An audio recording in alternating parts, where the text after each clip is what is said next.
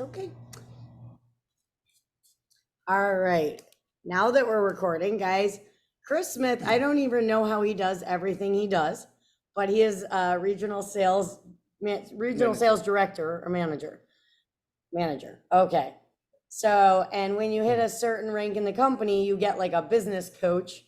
And we just lucked out that we got Chris because he's amazing and he helps us with everything we need. He's the man. And so we had asked if he wanted to come speak to you guys on what he thinks is most important in this business, as well as if you guys had any questions or wanted to talk. But I will tell you that our corporate is the greatest in the entire universe. Like I have never seen a company that goes above and beyond for their people. So, all right, go. Should we pin him? Yeah. All right, we'll let Chris talk. Thank you so much, Noelle and Dan, for that matter. Thank you all for being here. And honestly, it sounds like the yearbook answer to say, I like working with people and I love working for Plexus, but truly being in what I feel like is a blessed position to be able to help other people in their business is something that I never considered that I'd have the opportunity to do. So it is something that I take, of course, very seriously. Glad to be able to help these two leaders of yours, Noelle and Dan, in their businesses. And this really, in my opinion, echo the things that they've been telling you already. As you know, sometimes if you're all parents, if any of you are parents on the call, sometimes when we hear something from one parent, we're like, yeah, whatever. And then when we hear from the other parent, or maybe even somebody who lives next door to us, we're like, ooh, oh my gosh, it must be true. So having another resource, especially if it's corporate, then hopefully it will resonate with you and you'll be able to take what we talk about on this call and use it to move forward in your businesses. Now, for those of you who I can see, and I would love, we've got 30 minutes here, or actually a little less.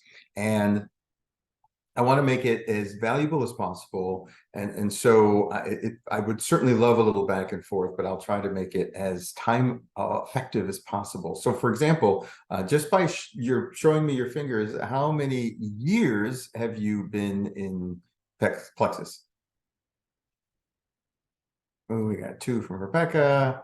Okay, good. So that nobody, we've got 7, it looks like, from Chelsea. Excellent. And Susan. My phone went out. Can you repeat the question? Absolutely. Hands on your buzzers, everybody. Here's the question again. The question is, how many years have you been with Plexus? With showing me your fingers. Now, again, I'm assuming that no fingers means you've been in less than the amount of fingers you have on your hands, or at least one hand. 0. Thank you, Tracy, for actually showing me still with a hand that is that many years. Excellent. So that gives me an idea of how long you've been doing this. And we all have some varying levels, not only of degrees of success, but also failure with being able to do this. And I hope you all know and can really embrace that failure is part of doing this. And at the very least, you're able to learn from that failure on what to do.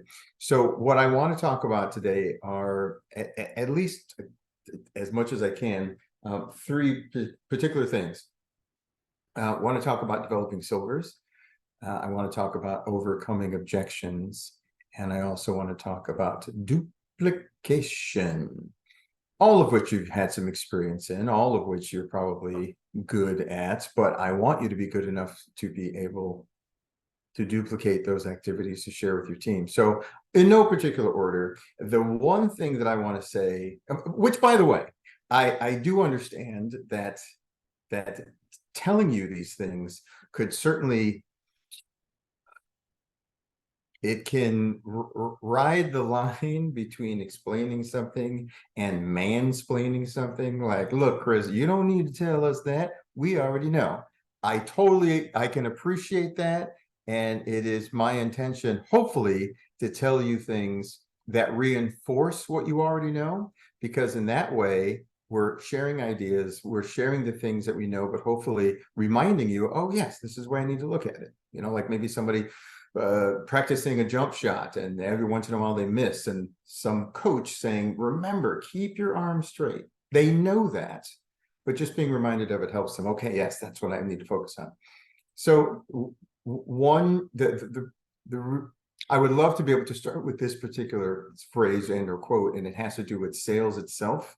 And I believe that the difficulties that we sometimes have in talking with people about the business is because we sometimes feel like we're selling somebody, and it's the stigma that comes with selling that, like, I don't want to be like that, and if that's the case, I'm definitely here to let you off the hook that we are all across the world salespeople in one way or another. Again, if you're a parent, your children are always trying to sell you on what kind of treat they want or where they can go for the weekend, and we sometimes are always trying to convince another person of something that we believe in.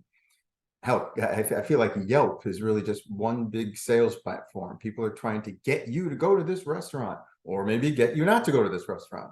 But that's really all it is. Your passion, in this particular case, helping people, is what you're trying to transfer, because what you're trying to do when you're selling is you're trying to transfer confidence in a product or a service. And if you look at it like that, it becomes less, I need to get somebody to buy Slim. I need to get somebody to join, because I feel like that's where sometimes we fail in this business. I want this person to join because they'd be great at it. Good. Do they think that? And now you may then counter with, yeah, I don't know. So then my job becomes needing to convince them that they would be great at it. Nobody convinces somebody who isn't already thinking of doing or not doing. People pay for what they find valuable. And if you tell them, for example, how they could benefit from this product or service, that's really what they're buying. That's really what they're agreeing to. So your job, ladies and gentlemen, is looking for the people out there. This is simply all it is. You are looking for the people out there who are looking for you. There is someone that is in your vicinity, your geography, that is looking for your unique approach, your voice, and the way you talk about what can serve them in their life. If somebody wants better health, naturally, we have products that can address that. And so talking to them about the products is a great idea. But sometimes unlocking the reasons why they want better health, because yeah, we all want better health. But if you talk to them about, well, tell me more about that. What is the current level of your health preventing you from being able to do? By doing that, you'll really lock into someone's why, because it's that why. When they go down in the valley, if they're working this as a business, if they go down, we have hills and valleys that you're going to be able to connect them to. I see that you were interested at one point, and now it seems that you don't have any activity. Talk to me about where you are now, because the last time we talked, you were interested in spending more time with your kids. And what was preventing you from doing that was perhaps your current job. Have things changed? Talk to me about that. Those are the kinds of conversations you're having. It isn't, oh my gosh, it'd be so great if you did this as a business and we can work together and it'd be so much fun, which is important. It is absolutely important to have fun. One of those questions could actually be, when you're approaching people, or statements, tell me what fun looks like to you. Because you want to be able to offer some type of atmosphere for people to maybe think differently about this particular business. I could do this and have fun. Yeah, it's not just working to the grindstone. You could work this business into the corners and nooks of your life, from the drive-through lane at your kid's school when you go to pick them up. You're casting a vision for people so they can perhaps make the best decision for purchasing, running the business. So if you think of your approach from the standpoint of, I'm trying to find people who are looking for me and give those people what they need as a solution for the issues they're having in their life, then it really isn't so much about overcoming objections as much as it is listening to what they need and then offering them the solution to that. Again, people feel like, hey, would you like to buy this product? Or, hey, would you like to join this business? And somebody says, nah, I'm not interested. And then the thought is, I gotta convince them. I gotta overcome that no. It would be like, hey, I've gotten my hands a really great burger, or insert food that you agree with of your choice. And they say, nah, I'm not hungry. In fact, I just ate. To convince them to have the burger would be really just kind of dumb. It's just not happening right now. And the great thing about an appetite is it will happen again. So maybe this isn't just the right time. And then a couple of days or a week or a month, they say, oh my gosh, I'm so hungry and I haven't eaten today. Oh, yeah, remember that burger I was telling you about? Now would probably be a good time for you to try it. And that's how you should apply the approach in your business. I have something based on the conversation we were having that could address some of the things that you said you needed. Better health, more energy, ability to sleep, spending time with your kids, additional income, or any of those things. And they say, so talk to me again. I'm trying to phrase these things as statements to get them to reply versus questions, because sometimes those questions can just be met with yes, no. Now, we always want people to say yes, but when they do say no, we additionally want to be able to say, yeah, you know what? I understand that. I see what you're saying. But tell me more. I mean, if we could overcome that problem, if that is the thing that is keeping you from moving forward with success, what if we addressed that particular thing? How would you be more interested in finding out more? Again, I'm saying things like how, or again, these are more, sales approaches 101, using words like how versus, would you be willing to? Because that typically will end in a yes or a no. Oh, we've got more people on Chelsea's screen. Hello there, ladies. Woo-hoo. Thanks for waving. Now, certainly this could be another conversation. We can all agree that we can come back together if you have questions and things that you want to say. And naturally, when I leave, you can stay on this call and talk with Noelle and Dan about some of the things that are brought up here. Excuse me. But I'll combine the other 2 points here, duplication and developing silvers, with, of course, well, all 3 of these things: overcoming objections, developing silvers, duplication. Whenever anybody talks about not being able to afford our products financially, that is a very serious concern, and we shouldn't discount that. I completely understand that. I agree. The good news is, Phyllis, that I specialize in being able to get people's products paid for. So that's not a problem. The last thing that I want personally is to have finances stand in the way of your health journey. So we should be able to at least overcome that objection, because we have systems in place that get their products paid for.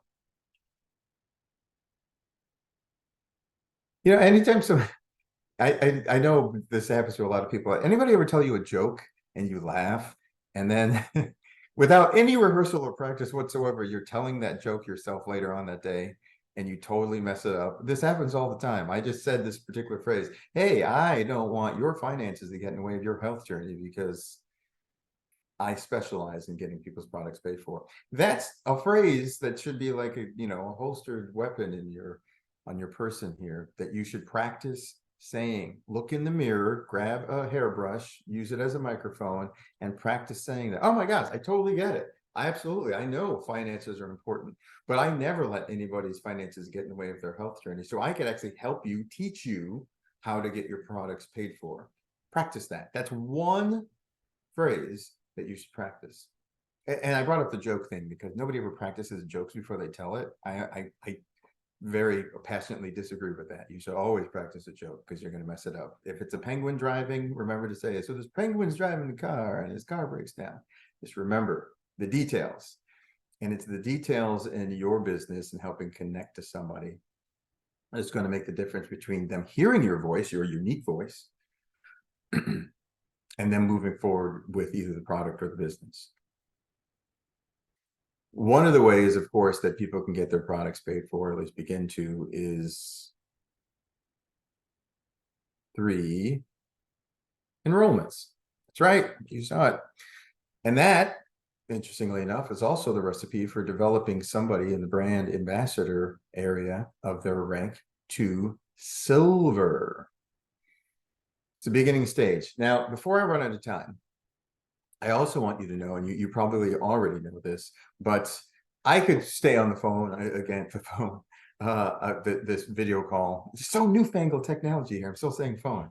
We could stay looking at each other. And of course, you have your leaders here at Noel and Dan to do the same thing. But in lieu of that, the great thing about what we do at the corporate office is that we have resources for you to plug you into.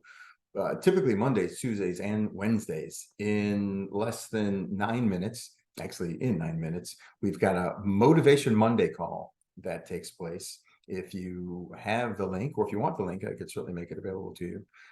But what this does is it allows you to be able to plug your team, at least the Motivation Monday call, into talking about things they can do once they join Plexus. So a lot of times we're like, what should I say? What should I do? I'm asking people, I'm not really sure. These are actually accomplished leaders that are sharing their path to success that they're sharing with you. A lot of times we do that. We're asking each other, what do you say? What do you do? What's the best thing? We have calls all throughout the week that you can plug someone into the appropriate one. Today is Motivation Monday. Tomorrow, Silver Success. Say what? That's right. You want to start developing some silvers? Listen to Jenna Hatula, who is going to be one of our diamond leaders, who's going to be talking about how to go silver and beyond. So instead of you trying to figure out the phrasing to use, you can actually take it from one of those leaders. Again, take it from the leaders on this call. So enroll 3 people. And I'll say that the recipe, I'm going to give you the secret sauce right now, everybody. There's 3 steps. And I had 2 fingers up. There's 3 steps. 3 steps to making money in the business. Are you ready? I see people writing. Excellent. I see some hair being combed, but that's okay. You're taking it in.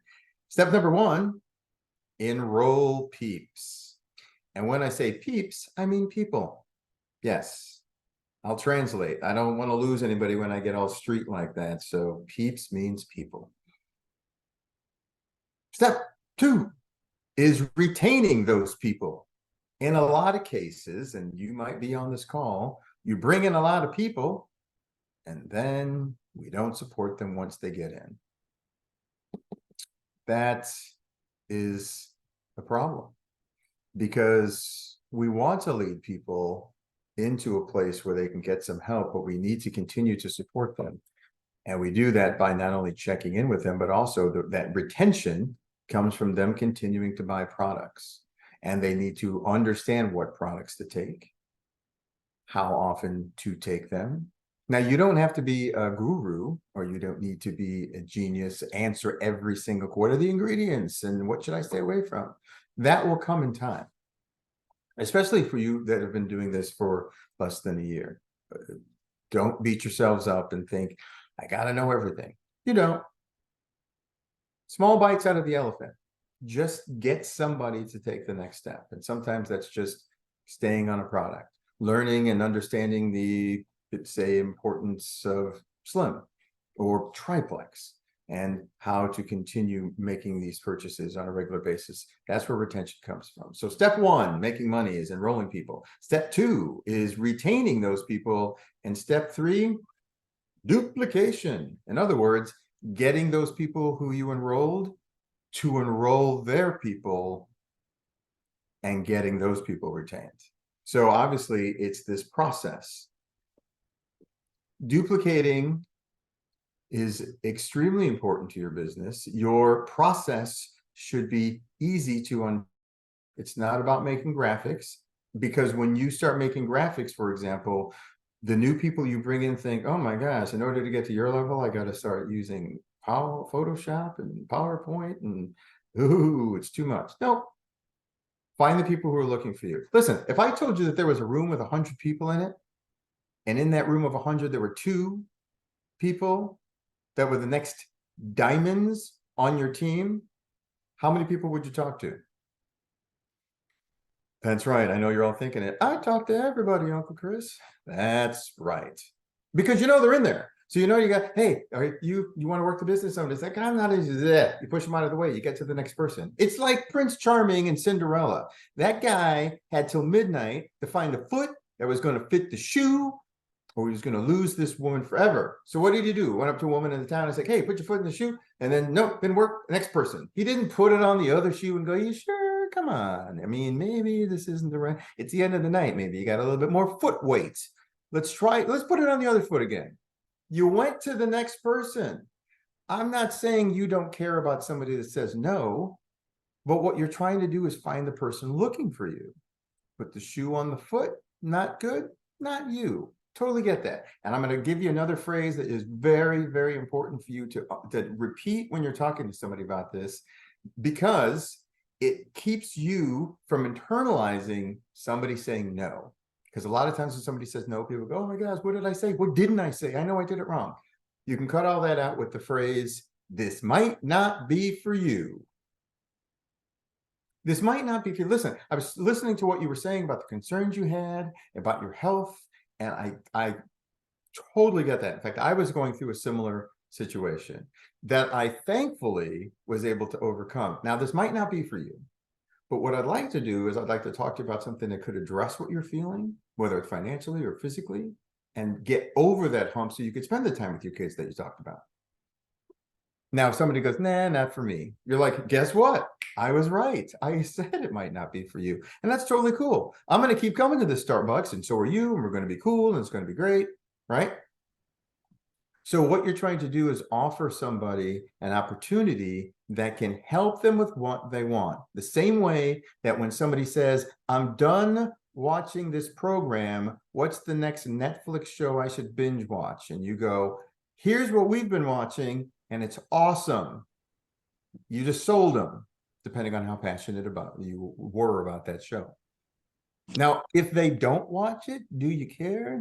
Absolutely not. You care more about people's health and their finances, but truly, you're giving somebody an opportunity based on the things that they wanted. If they don't want to take it, it's fine. It's up to you. And they don't watch the program, and then a week later, they go, what was that show again? I feel like I've heard somebody else talk about it, just because I totally didn't write it down.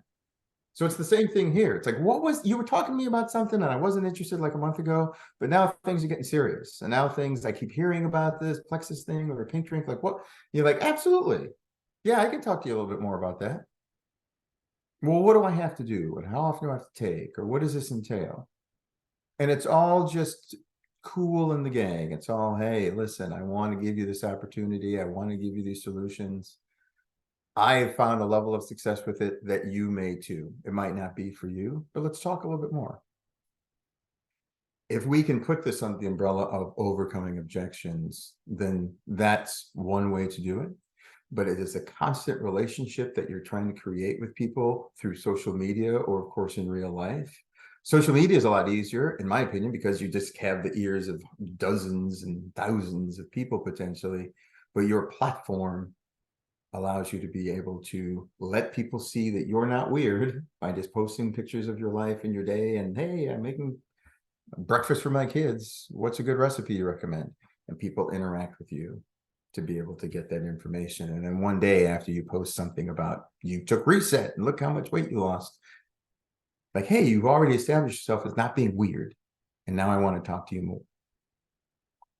That's in too little a time, a less than 30-minute snapshot of the mindset of going towards your business, talking to people, again, hopefully reinforcing what you already knew, but also allowing your team, as Genevieve likes to say, rowing in the same direction, because you're doing this, but you're not doing it alone.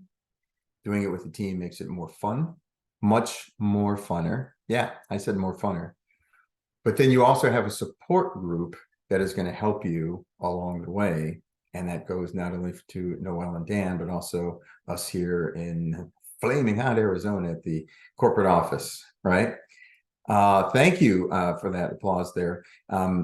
I want to open this up, obviously, to any statements or questions, comments. And we'll take I will stay on for at least a couple more minutes if you have anything for me here, but then I'm going to leave you to the capable hands of Noel and Dan. So go ahead and unmute yourself and share your thoughts. I saw that Jesse had a question, which I can easily take, but you can take it since we have you, unless you want us to wait and answer it after. Let's see. She was asking about people saying it's a pyramid trap and that she gets a lot of people scared of subscriptions. Yeah. If you want to take it, I can address it. So yeah, so I will say that pyramid schemes, all of those things, I wouldn't get hung up on people saying that and trying to like, oh no, don't think that, and oh my gosh. It's yeah. I have to tell you, Candy, we'll say that this woman's name is Candy. I understand your concerns, Candy. Just know that an actual pyramid scheme is illegal, and I'm not involved in anything illegal, nor would I ever be. And additionally, I would never invite you to be part of something illegal. But certainly, I'm also not trying to convince you of something. This was something that I thought could be a solution to what you needed. If, again, this might not be for you, but there are several businesses out there that use this structure, which is known as direct selling. So instead of these products being available on Amazon, or more importantly, like a particular store, I take the products directly to you. So that's a direct sales or multi-level marketing. But people unfortunately smash them together and they're like, oh, it's a pyramid. Yes, in the sense that I'm enrolling you and you enroll somebody else. But they're definitely two different things. It can be a very short, even shorter than what I just said, address to something like that and not get caught up in there. I heard it was a pyramid, and you fall on the defensive like, no, I want over there. Yeah, I would really respond to that with like, yeah, I get that. I hear that a lot, and it's totally not, because I don't involve myself in illegal stuff. But there's certainly a lot of people out there that do, and this isn't one of them. I mean, you can look up the company. We've been around for 15 years. And the things that are illegal don't have that kind of longevity. So, and then push them to establish dominance. No, I'm kidding. Don't do that. Well, and also all businesses have someone on top who's hiring someone who's hiring someone. So I feel like everything's kind of that structure. Yeah, and you do want to talk to people about their subscriptions. You certainly don't want them to be sort of blindsided. Look, whoa, I got a subscription hit and I didn't know about it. And incidentally, we at the home office are working on people getting notified when a subscription is set to hit. That's something we've heard people talking about, and you and I with other things that we subscribe to. I belong to chewy.com. When it's time for my dog food to arrive, I get notified. So certainly we want to make people aware of that. But again, subscriptions is, you want to talk about the importance of having things, their retention. The retention is helped by purchases that they make on a monthly basis. And just being able to explain why being able to maintain, if they're certainly rising up in the ranks, being able to maintain a specific personal volume that then allows them to be able, when sales are made, to receive some types of commission.